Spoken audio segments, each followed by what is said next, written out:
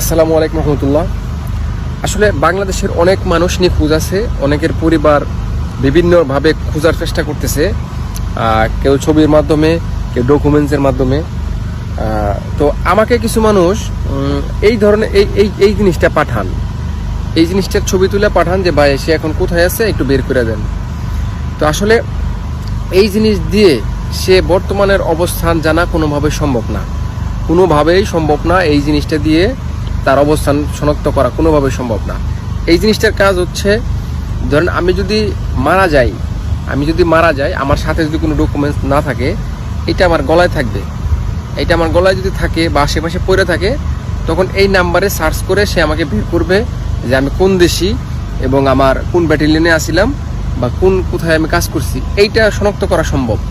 কিন্তু একজন মানুষের সে বর্তমানে কোথায় আছে সেটা শনাক্ত করা কোনোভাবেই এটার মাধ্যমে সম্ভব না। এটা জাস্ট খালি ব্যক্তি শনাক্ত করা যে এই ব্যক্তি, কিন্তু সে তার অবস্থান সম্পর্কে জানা কোনোভাবেই সম্ভব না। একটা সময় জানা সম্ভব যখন সে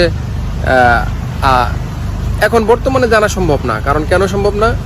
এখন কোনো কমান্ডার এই ব্যাপারে তথ্য দিবে না, এটার ব্যাপারে তথ্য দিবে না যে এই নাম্বারের লোকটারে খুঁজে বের করি, এরকম কোনো কমান্ডার এটা খুঁজবে না। কেন খুঁজবে না?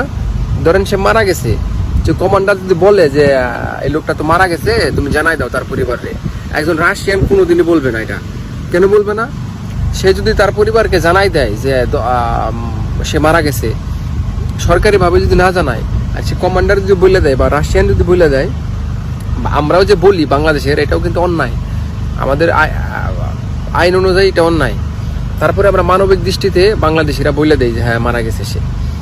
কেউ যদি বলে, তাহলে কোনো রাশিয়ান যদি বলে, তার 10 বছরের জেল হবে, বুঝতে পারছেন? একটা কমান্ডার যদি বলে একজন মারা গেছে, সেটা যদি বলে দেয়, তাহলে সেই কমান্ডারের পদবি চলে যেতে পারে।